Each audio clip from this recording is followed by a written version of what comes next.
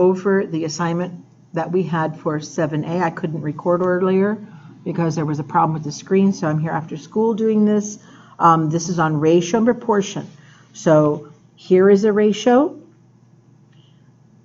Here is another ratio.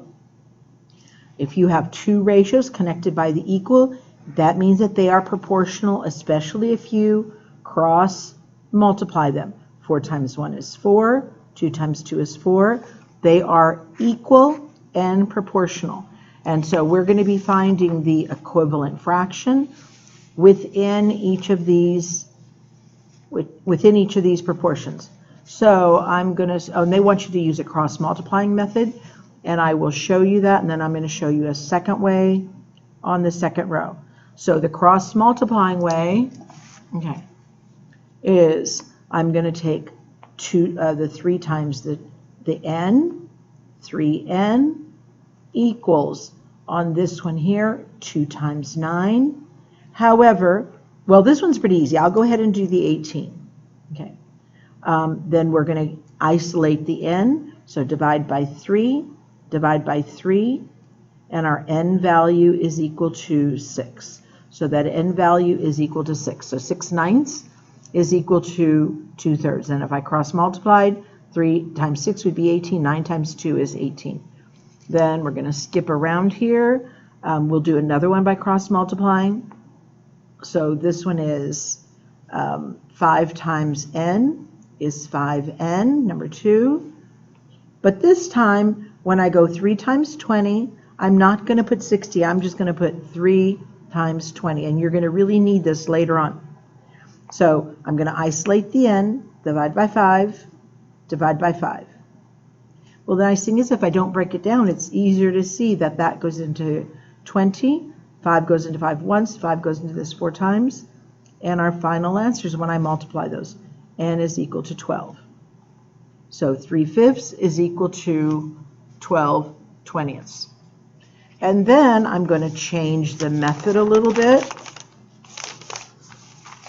There's the cross multiplying, and then there's one where you go in the direction of the variable.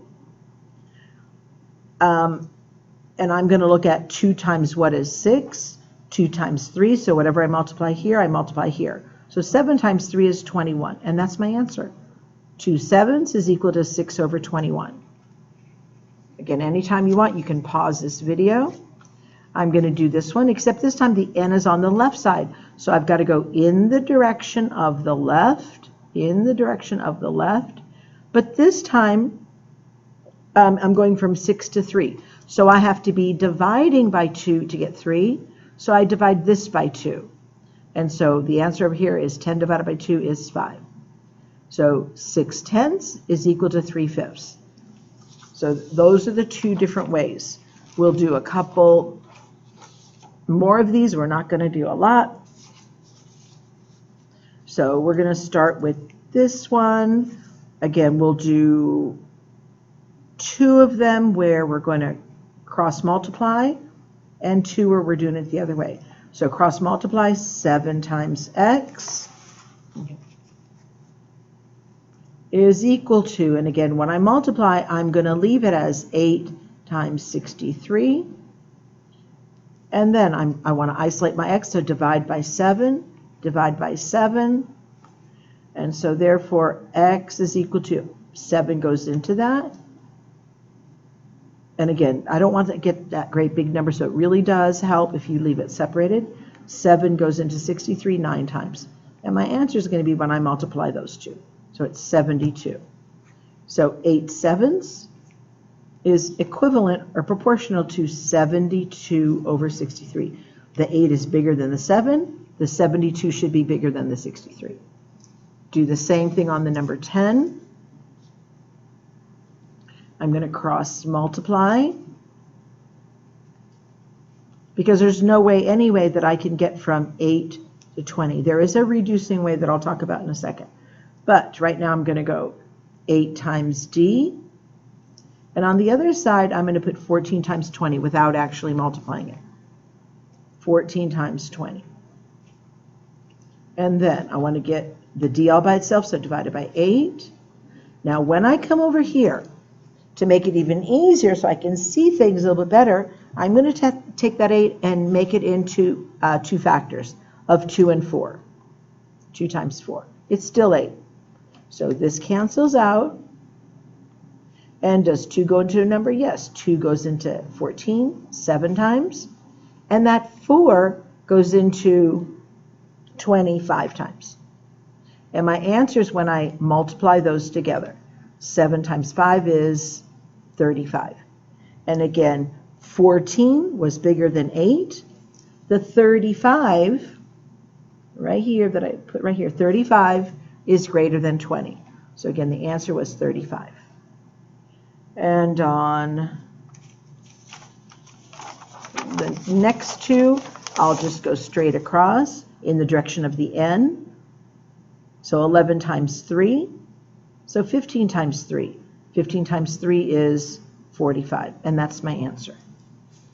Do the same thing on this one. 13 times 2. So 11 times 2. My answer is 22. And that is it.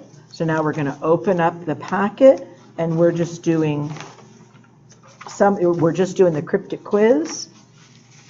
And I'm going to show you, again, 2 methods, I think, for each of these.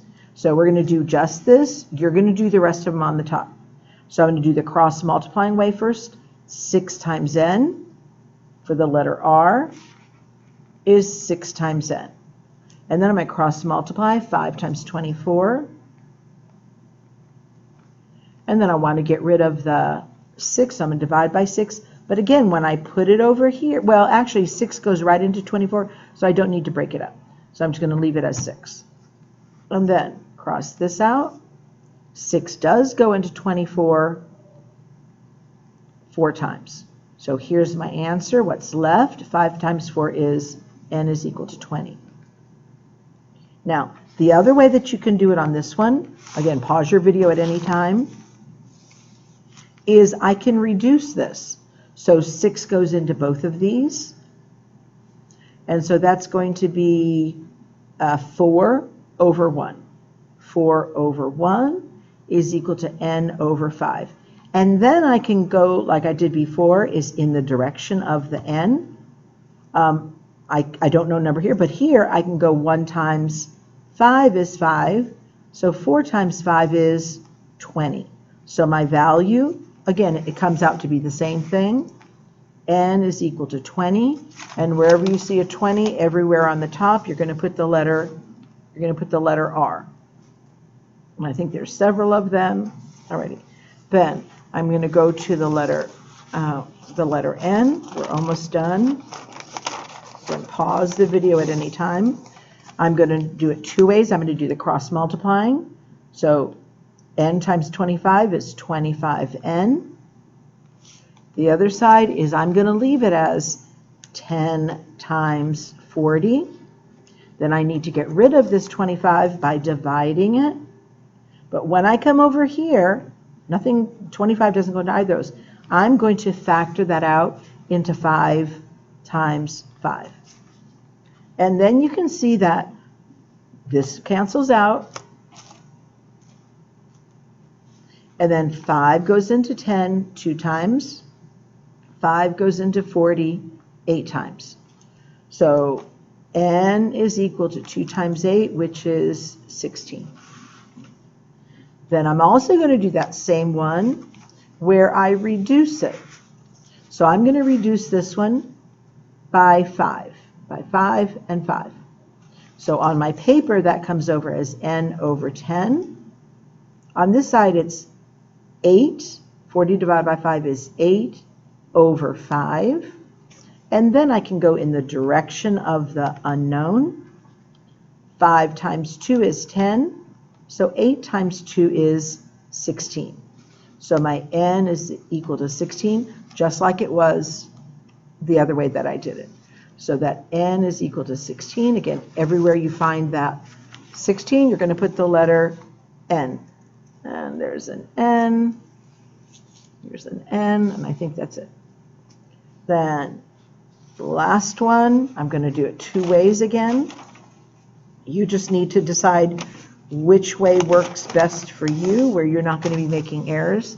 So I'm going to do it the cross multiplying way.